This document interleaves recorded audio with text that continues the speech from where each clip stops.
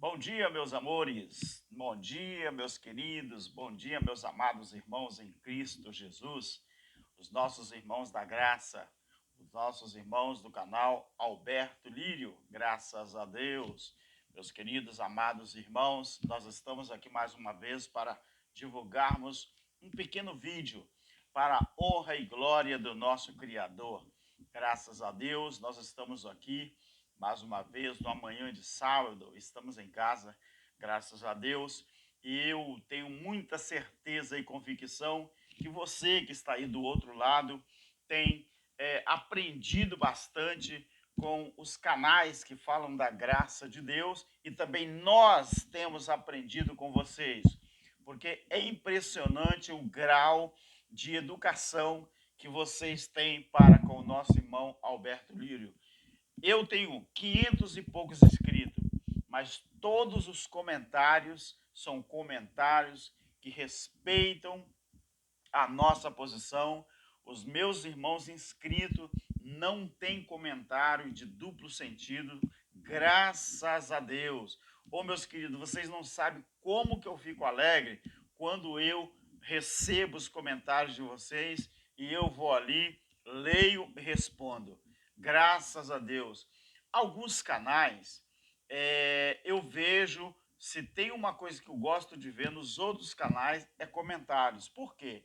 No comentário, a gente aprende a fazer separação das crianças, né, dos homens das crianças. Nos comentários, a gente aprende muito também. Então, o grau de responsabilidade de vocês para comigo é muito grande. E eu fico muito alegre, satisfeito com isso. Então, meu querido, deixa eu te falar uma coisa. Você que ainda não é inscrito no canal do nosso irmão Alberto Lírio, se inscreva. Quando você se inscrever, você ative o sininho de notificação, para que toda vez que tiver algo novo da parte de Deus, do nosso irmão Alberto Lírio, você receba as notificações. E quando você fazer isso, você também compartilhe com outras pessoas, não é? Para quem sabe eles possam ter o mesmo entendimento que nós temos hoje. E quando você compartilhar, você também faça uma coisa muito importante. Você deixa o seu like. O like é muito importante, porque a plataforma do YouTube, eles são muito sensíveis. Então, se você coloca palavras, né, de baixo calão, muitas vezes o YouTube até tira o vídeo do ar ou não divulga o vídeo. Então tem essas preocupações também. Então, quando você fizer isso tudo que eu falei, se inscrever, ativar o sininho de notificação, compartilhar, você der o seu like, também faça uma coisa muito importante, tá, meus queridos? Então, você sempre conversa com outras pessoas sobre o canal do nosso irmão Alberto Lírio. Eu prometo uma coisa a você. Enquanto eu estiver no YouTube falando sobre graça de Deus, eu nunca vou te desrespeitar como meu inscrito e nem tampouco eu vou falar mal de outro. Às vezes eu vou tocar no assunto sobre alguns sistemas, não é? Algumas, não o nome das pessoas, mas eu vou citar alguma coisa que está acontecendo no mundo evangélico, no mundo espiritual, no Brasil principalmente, para que nós venhamos a tirar lições disso.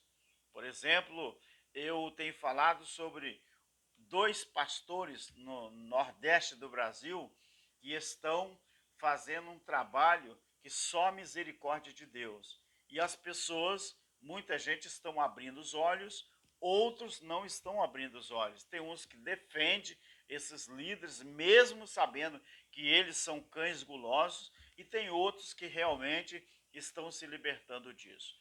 Meu querido, neste vídeo eu quero mostrar duas passagens,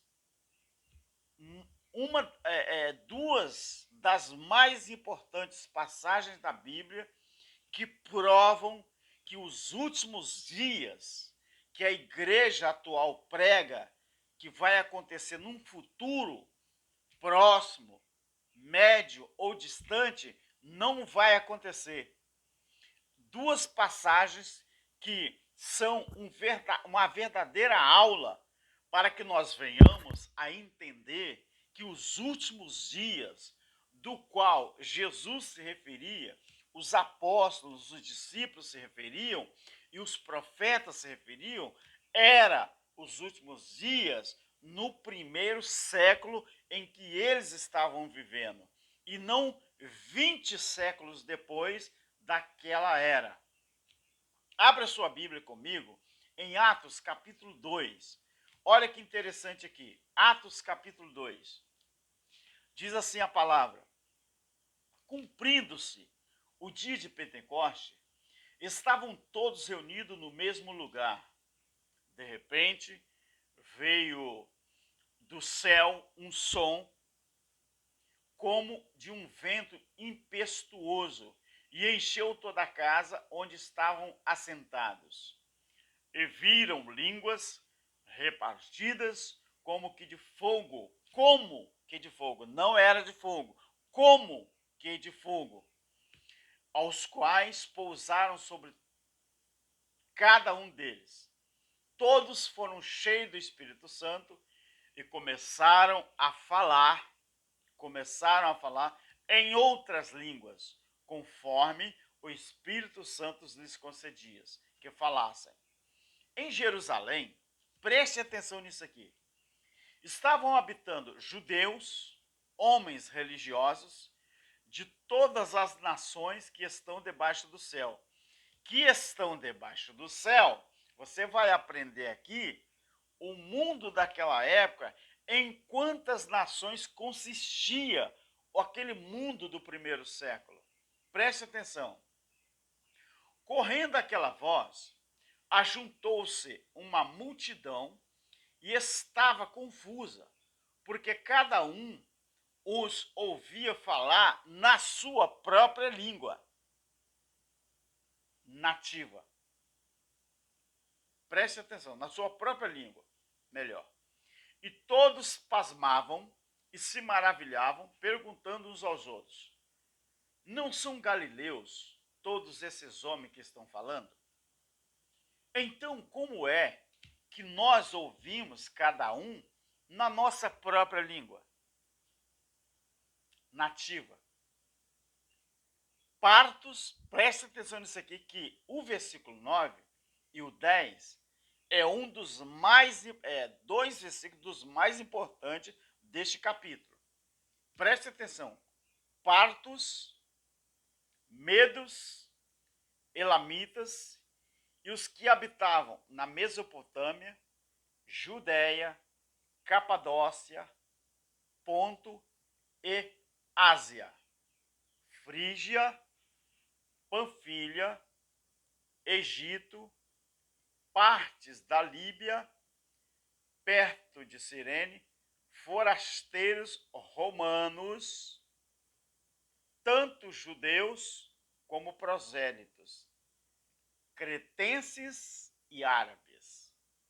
Sabe quantas nações estavam reunidas ali no dia do Pentecoste? 16 nações. Todos os temos ouvidos em nossa própria língua falar das grandezas de Deus. Isso era falar em língua estranha. As 16 nações que estavam ali reunidas, eles estavam falando uma só língua, na língua nativa dos próprios judeus. Ou seja, língua estranha era aquilo ali, falar em outro idioma, e não falar labachúria, saramandaia, falar essas línguas que a igreja hoje elas falam, dizendo que é o Espírito Santo, mas ninguém interpreta. O pastor Geraldo Moraes, o nosso irmão Erivelto Soares, já falaram e ainda continuam falando desse assunto. E eu me interessei também em falar do assunto, por quê? As pessoas têm que saber que o mundo daquela época consistia pelo menos em 16 nações. Mas eles diziam assim, versículo 7, voltando ao versículo 7, e todos pasmavam e se maravilhavam, perguntando uns aos outros, não são galileus todos esses homens que estão falando? Então, como é que os ouvimos, cada um, na nossa própria língua nativa? Ou seja, as 15 nações, com mais os judeus 16, as 15 nações que não falavam essa língua nativa dos judeus, estavam falando a língua nativa dos judeus. Ou seja, o Espírito Santo concedeu aquele dom para que todos pudessem entender, cada um a sua língua. Mas ali naquele momento, ninguém falou língua estranha para como a igreja evangélica faz hoje, não é? Tem profetas aí que falam assim, se vamos dizer assim, se tu me canta, tu me leva, X para lá para trás. Outros vão lá em Israel, fala que estão lá no Monte das Lamentações e fala tantas línguas que parece mesmo língua estranha, mas língua estranha naquela época, meus queridos, era isso aqui. Agora preste atenção nisso aqui. Preste atenção. Todos se maravilhavam e estavam perplexos, perguntando uns aos outros: o que quer dizer isso? Claro, era muito estranho. Se as outras 15 nações eram pessoas estrangeiras, tinham que estar falando das línguas estrangeiras nativas do seu país. Mas eles falaram assim. Outros, porém, zombando, diziam: estão cheios de vinho, ou seja, estão embriagados 9 horas da manhã, que era a terceira hora. Agora preste atenção o que Pedro falou. Isso é importante. Versículo 14 do capítulo 2 de Atos 2. Pedro, porém, pondo-se em pé, com os 11, levantou a voz e disse-lhes: homens judeus, e todos os que habitais em Jerusalém, seja isto notório, escutai as minhas palavras. Eu disse que eu ia falar sobre duas passagens que mais provam que os últimos dias eram os últimos dias que eles estavam vivendo, aquela geração, aquele aion. Por quê? Porque Pedro vai dizer isso. Pedro diz assim: estes homens não estão embriagados, como vocês pensam, sendo a terceira hora do dia, né? Para os judeus, primeira hora 6, né? Depois 6 tem uma, melhor dizendo, tá? Lá era contado primeira hora, terceira hora, né? A sexta hora, que é 3 horas da tarde, terceira hora, 9 horas da manhã, primeira hora, terceira hora, 9 horas da manhã, primeira hora, 6 horas da manhã, terceira hora, 9, sexta hora, né, meio-dia, hora nona, 3 horas da tarde, e a hora 1/10, né, era 6 horas da tarde de novo. Primeira hora, 6 horas da manhã. Décima primeira ou 1/10 hora, não é? Era 6 horas de novo. Então preste bem atenção que Pedro diz assim: estes homens não estão embriagados, como vocês pensam, sendo a terceira hora do dia, ou seja, 9 horas da manhã. Mas isto é o que foi dito pelo profeta Joel. E o que Pedro está falando? Que Joel tinha profetizado. Pedro está falando assim, que Joel falou assim: nos últimos dias, disse Deus, do meu espírito derramarei sobre toda a carne. Os vossos filhos e as vossas filhas profetizarão, e os vossos jovens terão visões, e os vossos velhos sonharão um sonho. E do meu espírito, e também, o advérbio é importante, e também do meu espírito derramarei sobre os meus servos e as minhas servas naqueles dias e profetizarão. Naqueles dias, eram os últimos dias que estavam vaticinados, que quando chegasse os últimos dias, um dos sinais que eles estavam prestes a chegar nos últimos dias daquele aion, daquela geração, era isso aqui: o Espírito Santo ser derramado sobre toda a carne. Mas que carne? A carne do mundo de então. A carne do mundo de então, que consistia pelo menos em 16 nações. Você aí classifica, ou você pode colocar aqui, numerar cada nação: partos, medos, elamitas, Mesopotâmia, Judéia, Capadócia, Ponto, Ásia, Frígia, Panfilha, Egito, a Líbia, romanos, judeus e prosélitos, cretenses e árabes, ou seja, 16 nações. Então Pedro, ele está falando que aquilo que estava acontecendo ali no Pentecoste era os sinais dos tempos do fim, que foi vaticinado pelo profeta Joel. Então, se a igreja evangélica hoje continua dizendo que o fim não aconteceu, que a manifestação do Filho do Homem não aconteceu, eles estão chamando todos os profetas, todos os discípulos, próprio Jesus e o próprio Deus de mentiroso. É isso que a igreja evangélica ela está fazendo hoje. Ela está desmentindo aquilo que o próprio Deus, o próprio Jesus, os próprios apóstolos falaram que ia acontecer. Os últimos dias eram os últimos dias daquela geração, daquele século, daquele aion. Isto aqui aconteceu, sabe quando? No primeiro século. Ah, Roberto, mas tem como provar que isso aqui que Pedro está falando é verdade? Claro que tem. Abra sua Bíblia aí para ver. Abra sua Bíblia em Joel, no capítulo 2. Abre aí a sua Bíblia, no capítulo 2. A partir do versículo 28. O dia do Senhor. Qual era o dia do Senhor? É dia de sábado? Não, filho. O dia do Senhor é o dia do juízo. Nós aprendemos errado no sistema. O dia do Senhor não é o dia de sábado, não é o dia de domingo. O dia do Senhor é o dia que ele ia trazer juízo sobre Israel no ano 70 DC. E aconteceu. Capítulo 2 de Joel. Veja se não está corroborando ou corroborado com aquilo que Pedro disse, quando ele se levantou e esclareceu o que estava acontecendo ali. Você que diz que é pentecostal, você participou da festa do Pentecoste? Você diz que é pentecostal porque você diz que você é barulhento? Pentecostal é aquele que participou da festa dos Pentecostes, ou seja, o judeu. Nada a ver com aquilo que você pensa que é ser pentecostal. Capítulo 2 de Joel, versículo 28, a partir.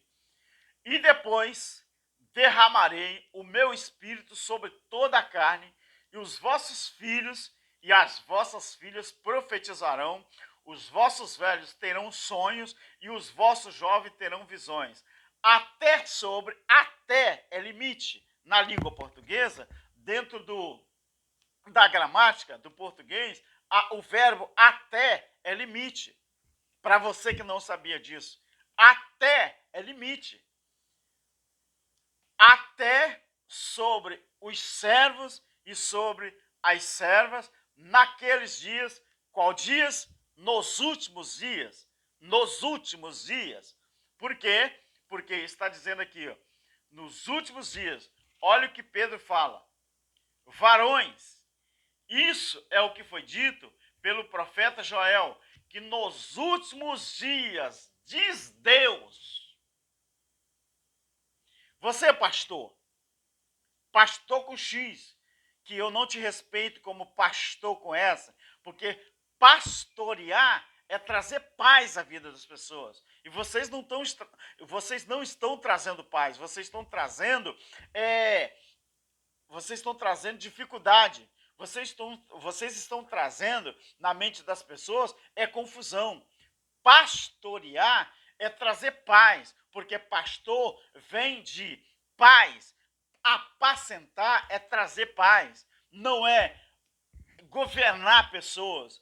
Pastorear não é governar pessoas, não é obrigar ninguém a dar dinheiro para vocês. Pastorear não é construir um templo de pedra e colocar as pessoas lá dentro e dizer que são dono dele. Pastorear é trazer paz. Pastorear é ser pacificador. Pastor, ele se avalia, lá em Efésios 4:11, era só enquanto a igreja, corpo de Cristo, estava sendo formulada, estava sendo organizada. Mas pastor, depois do primeiro século, depois do ano 70 DC, o próprio Cristo diz que o único pastor é ele.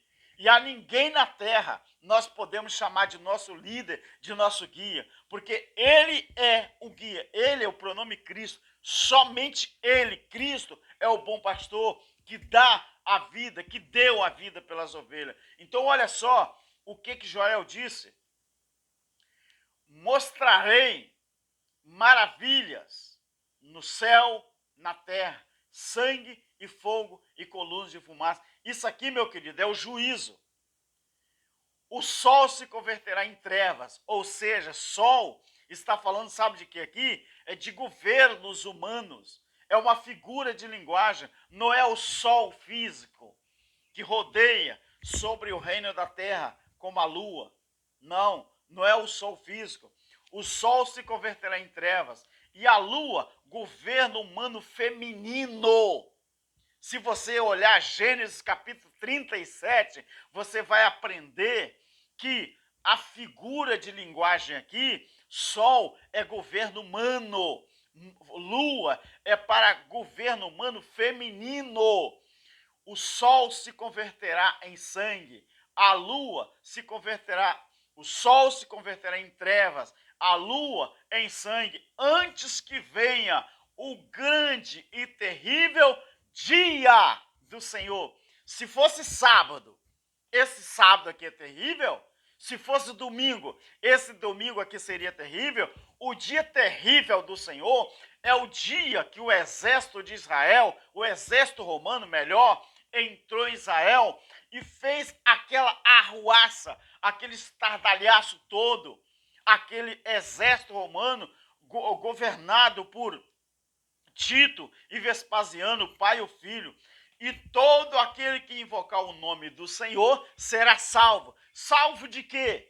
Da grande tribulação de Mateus 24, de Lucas 21, de Marcos 13. Porque no Monte Sião, o Monte Sião é no Brasil? Monte Sião é nos Estados Unidos? Monte Sião é na Inglaterra? O Monte Sião é na Holanda? O Monte Sião é na França? O Monte Sião é aonde? O Monte Sião é aonde, querido? É justamente aonde se deu a grande tribulação. Porque no Monte Sião e em Jerusalém haverá livramentos. Assim como o Senhor disse, entre os restantes que o Senhor chamar. Os gentios. Aprendeu, querido? Dá uma olhadinha aí em Zacarias 14 e versículo 4. Você quer aprender mais? Então, os últimos dias que os apóstolos estavam vivendo antes do juízo, 70 DC. Você aprendeu, querido? Então, estas duas passagens de Atos e de Joel são duas passagens que mais provam que os últimos dias era para o primeiro século e não para o século 21, 22, 23, 24, não sei quando. Vocês entenderam, querido? Nós fomos enganados durante muito tempo. Nós, eu me incluo, porque eu fui, não sou mais. Por isso que eu falo, nós fomos, nós não estamos sendo.